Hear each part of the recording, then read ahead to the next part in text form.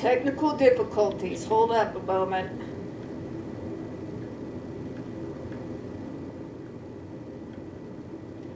There we go. Welcome to another episode of Spilling Tea. I'm your host, Tiffany Daniels.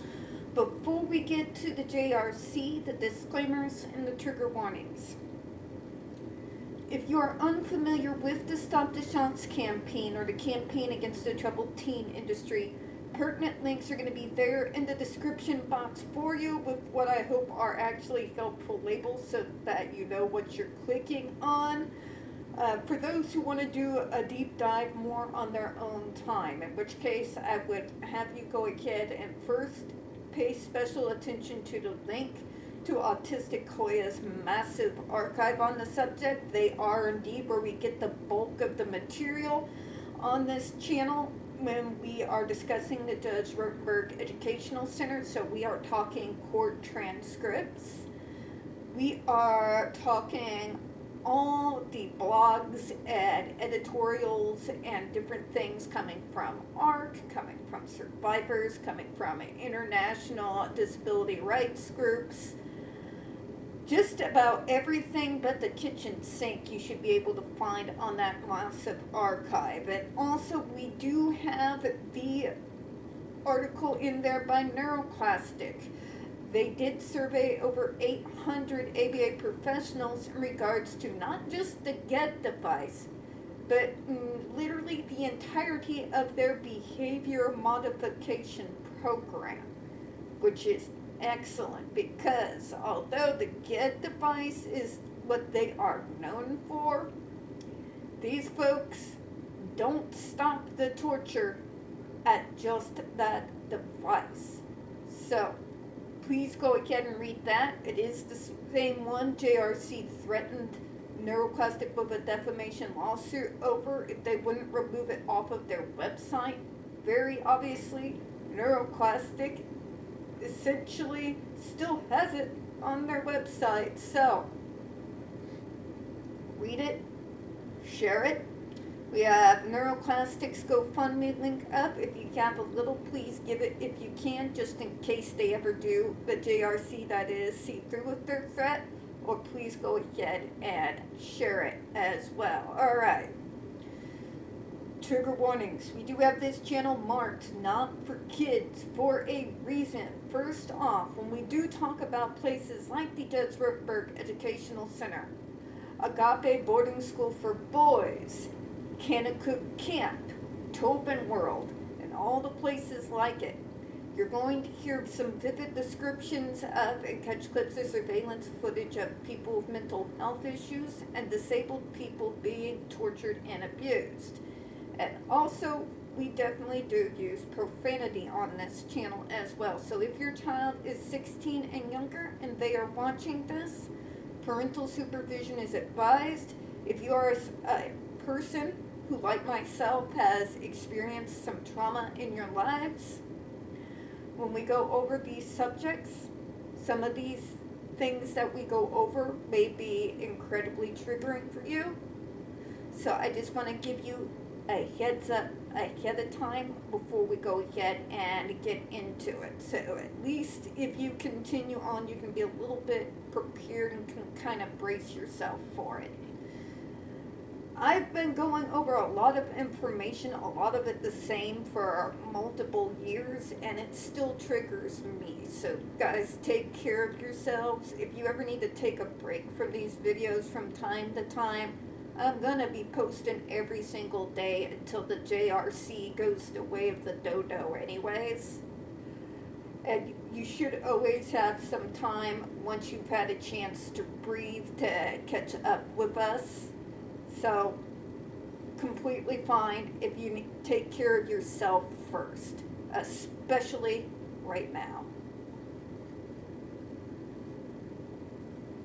Now, yesterday, the JRC tricked us, folks, because they said this was the conclusion. And then I scrolled down. And no, we still have over 10 pages, more people who have drank the Kool-Aid that we have yet to go through before we can get out of this particular area of the series. So, we are going to go ahead on to the conclusion here. And then after that, I went in my cloud, just like I promised you all I would, and found that particular letter where all the organizations signed on to it against the JRC. So, once we read this, I'm going to be taking you straight to it. And I might as well go ahead and link that letter, not just for you guys, but also for me too, because I'm probably going to be referencing it quite a bit. It's when you get your hands on some evidence that is so good it must be fattening.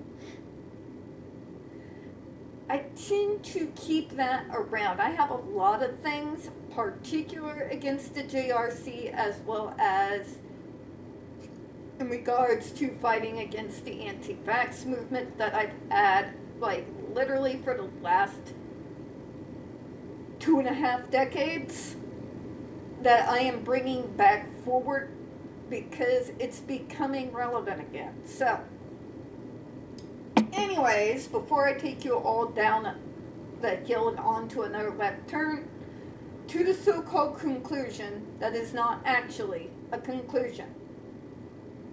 Okay, so they say here, as demonstrated above, the proposed ban violates the banning statute, including because the FDA failed to consider all available information and data, violates the APA because the FDA failed to conduct an adequate risk-benefit analysis, failed to consider the reliance interests, failed to consider alternative controls, and acted in an arbitrary and capricious manner, and violates both the substantive and procedural components of the Fifth Amendment's due process clause. Every single word that you just said right there is incorrect. At no point in time did you ever, in all your rambling, be able to actually communicate a single thing that can be even called a coherent thought. I award you no points, JRC, and God have mercy on your soul. Yes, I stole that from one of my movies back in the 90s because, God, it was so good. So good as a clapback. And very applicable here. The FDA went through every little thing, every little crumb of what the JRC presented as so-called evidence. The fact that they continue this narrative, that they did not consider all available information and data, is not just a lie. It is a verifiable lie. You can go all the way back to the proposed ban from 2016, where the FDA lays out painstakingly what they find that is wrong with the evidence that the JRC provided and why it was wrong. Like, in nauseating detail.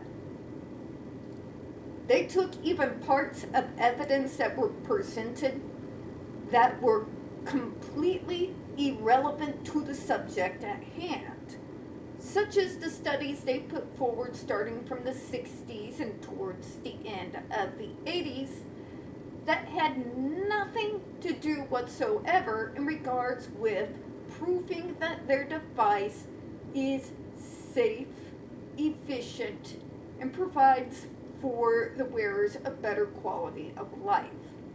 Those studies could not do that because at the time, those studies from long ago were being conducted. The GED device didn't even exist. they were using different physical adversives during the time period. We know this because the BRI were also using those other methods, as absolutely horrifying and barbaric as that is to even remember or recall, let alone report on, which we have a lot. Okay? But they didn't consider the information. They did consider the information.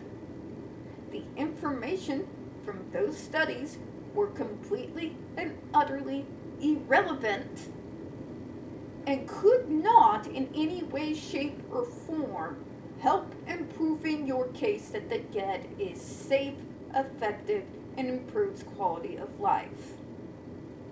Because they didn't exist. Okay?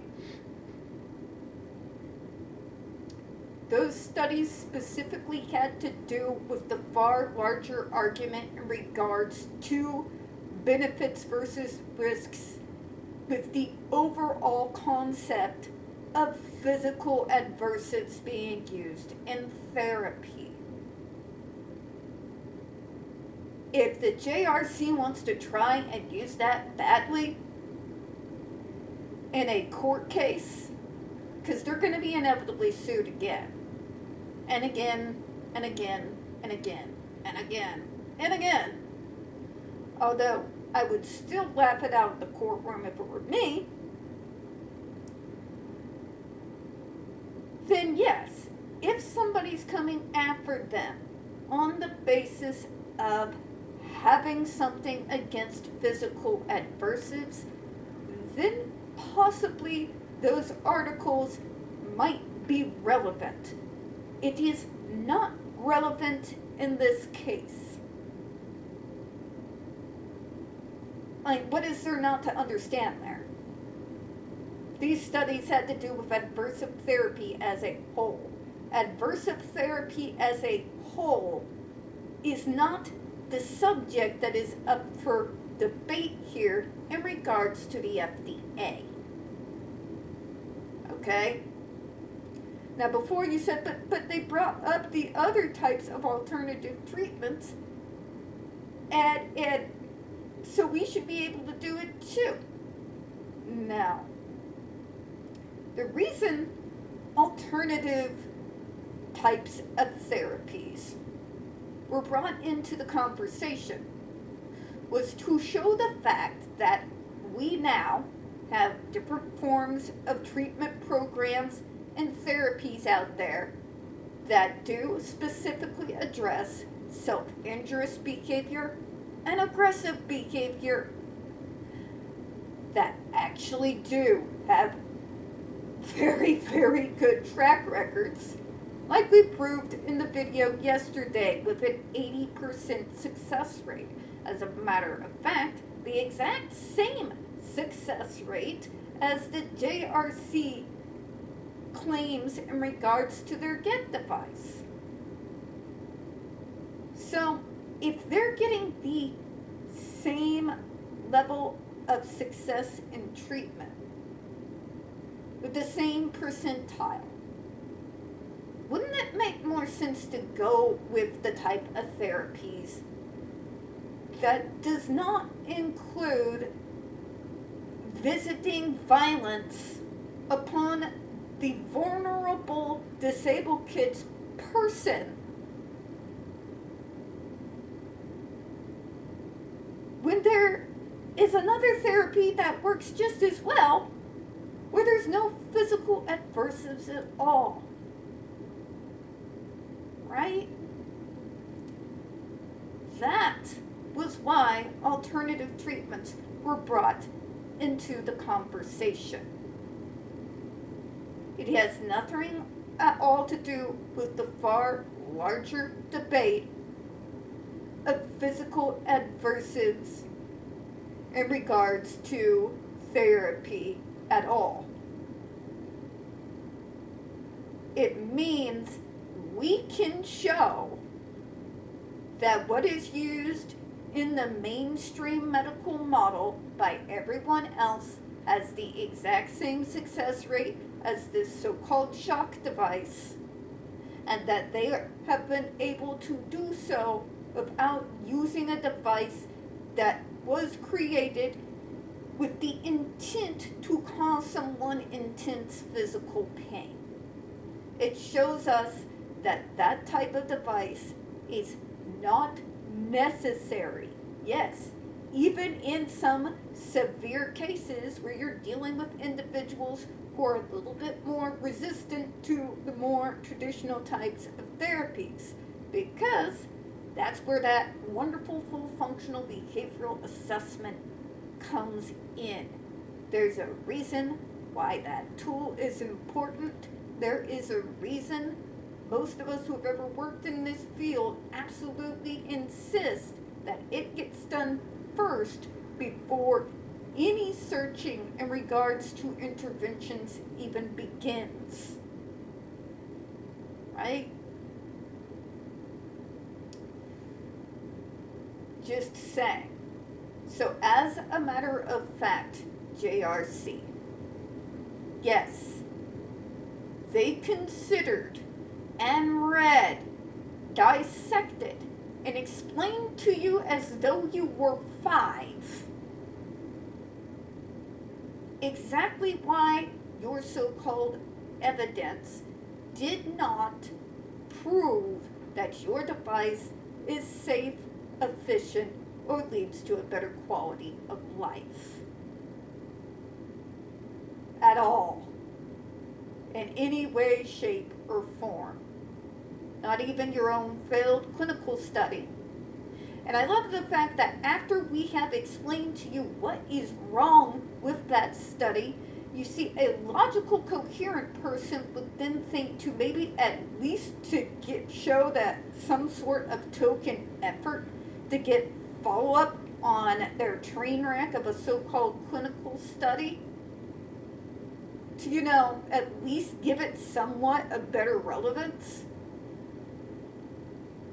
I mean, after all, the ban got overturned in 2021.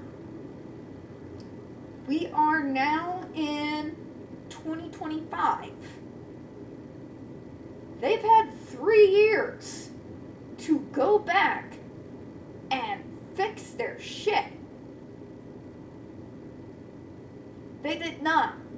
They just keep insisting, but you didn't consider what we brought to you. We don't think you did an adequate risk-benefit analysis because you didn't. For fuck's sake, stop, JRC. Yes, they ran the risk-benefit analysis. No, none of the things that you brought forward was able to prove that your device was safe, efficient, less intrusive, and provided better quality of life for the wearers. As a matter of fact, it has proven the exact opposite.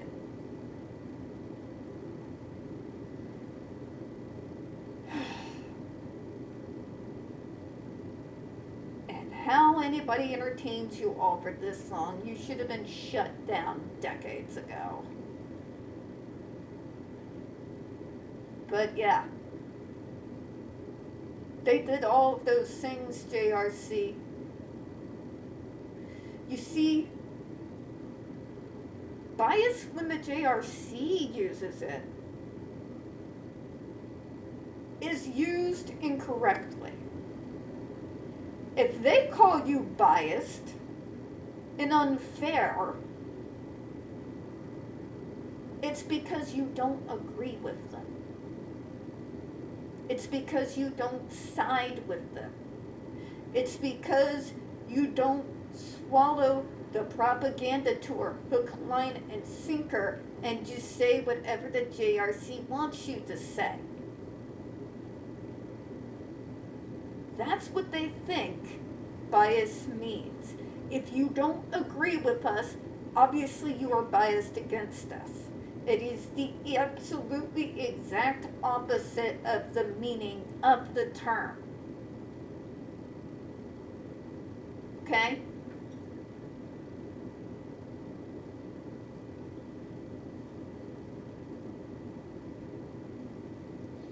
Bias means you are already predisposed to a certain determination.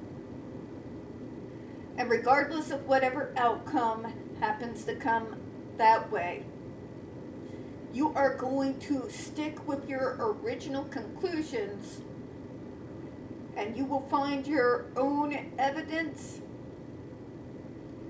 to convince yourself that your preconceived notions are correct. Okay? That's not what the FDA is doing here. What they did was be objective. What being objective means, JRC, is to look all over the information, the evidence from both sides, and rule specifically on the merits of the facts at hand. Which means the FDA did not come into this with any type of preconceived notions on how they were going to rule when they began this case. As a matter of fact, this whole thing wouldn't have been a thing if you didn't have folks out there who've been collecting this information, if you didn't have survivors willing to bravely come forward, name themselves, waive their HIPAA rights, and bring receipts. We had to have an overwhelming amount of information. Not on JRC, but specifically on the risks of the GED device and the injuries and damage it has already been known to cause before they would even consider starting a panel and having these hearings in the first place. It's the exact same process as when a group of us up in the regional office would get together after there had been a disturbing amount of reports against a particular facility or group home, where we would spend a few days relatively isolated in one of the larger rooms, combing through the reports to determine whether or not there was enough information to substantiate some unannounced visits to the place of concern. That group, as you all know, I call when things go wrong. It's a strenuous process before we would send a group out like that out of our office. Okay? I was always tagging along to be specifically my role on the side of the consumer, period. There's parents involved, they can speak for themselves. Staff involved, they can take care of themselves. My job was specifically to be on my consumer's side, period. To learn what I could from them. Okay? Write it down, report it. After the series of visits, go back into the conference room again. Everybody goes over their notes, what we were able to find out. If there were hospital visits, injuries that were caused, malnutrition going on, if there was some building code violations in regards to the group home itself, all of those things. And yeah, Okay? All evidence is considered. Not all evidence is created equal. At JRC, it doesn't make the FDA biased just because they don't agree with you. The rest of the medical model doesn't agree with you. The reason why there is only one current test in regards to your GED device that comes from you is because everybody else that has been asked cited ethical and human rights concerns as to why they would refuse to even consider the idea of conducting a clinical study on its effects. That means everyone, even some very, very questionable places that have their own messes on their hands, said no. That should have told you everything. The JRC likes to tell you, oh, we're all campaigners. We reduce adamantly against them because why, JRC? Because you've never explained that sufficiently to anyone. Like, yes, I just totally decided one day that I was going to spend the majority of my adult life coming after this small school in Canton, Massachusetts with, not getting paid, not being compensated for my time, not being compensated for going out to protest or writing letters or trying to prevent any such school coming in here. Yeah, doesn't make a whole lot of sense, does it? And now, as promised, I found that letter worth the signatures. A little, well, how do they put on X? It's a TL cleanse. Okay, so this is a letter from disability advocates, government agencies, and human rights orgs, and that was the end of inhumane practices of September of '09. Now, the JRC was listed specifically in this particular letter. I will say that the JRC was not the sole target. This had a lot to do with ending restraint and seclusion inside public schools. The JRC is the most notorious case, but it's by far not the only one, nor is it the only tragic one, unfortunately.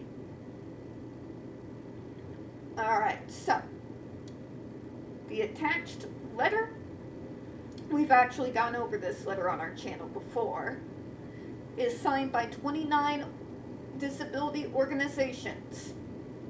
Let's read them off.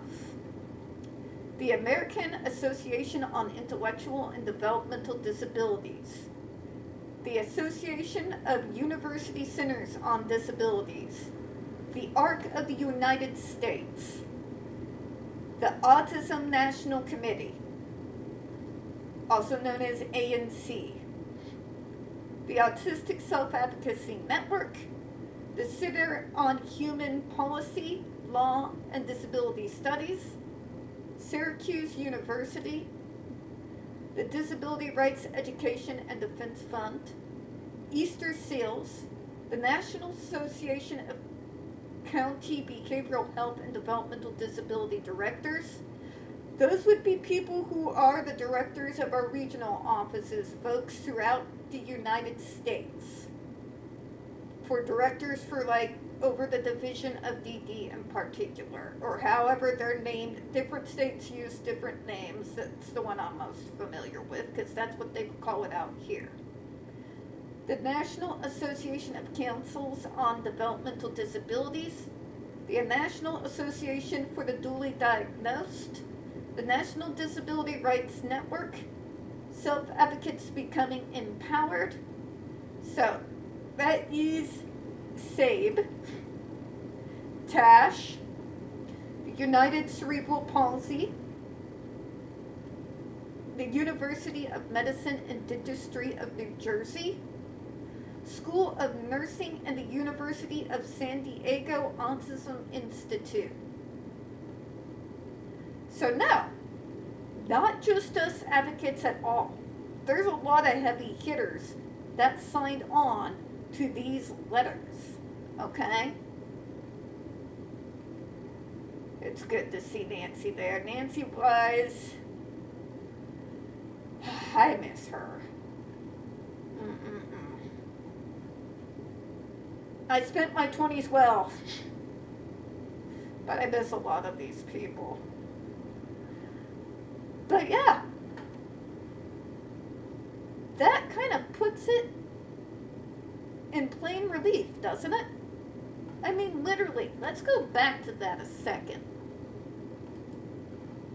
I mean, when you literally have the School of Nursing and the University of San Diego Autism Institute, when you literally have the University of Medicine and Dentistry in New Jersey, these aren't just advocacy centers, folks.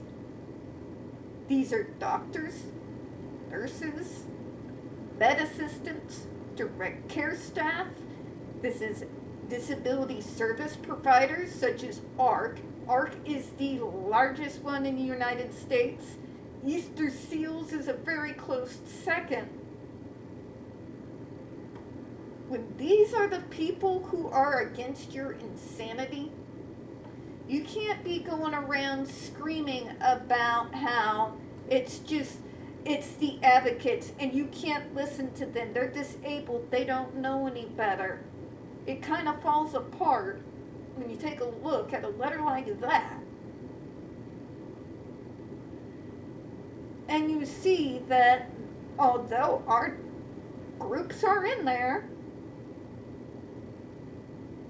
groups that are more part of the service system itself, the fact that the directors of several different states' Division of Developmental Disabilities, they literally have a directors group. They all signed, including my director from the time. We miss you, Kathleen.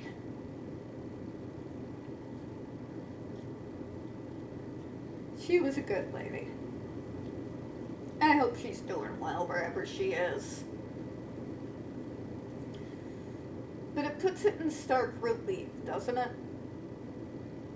You can't sit there and scream that the world is biased. If you are standing alone, everybody else in the field, even some of the more questionable orgs and different schools, residentials out there that have their own shady shit going on, but even they're appalled, I don't know, that should tell you something, right? Now, on that note, folks, we're going to go ahead and close out for this video. But before we do, we don't get very many views on this channel, and some of the few that we do tend to get removed from time to time. So, folks, if you could, please don't forget to hit the like button, hit subscribe. Please, folks, don't forget to hit the comments. Pardon me. I do appreciate your time this afternoon, and as always, folks, we here at Spilling Tea hope you have a good one. I will see you all here in just a few minutes. Bye-bye, everyone.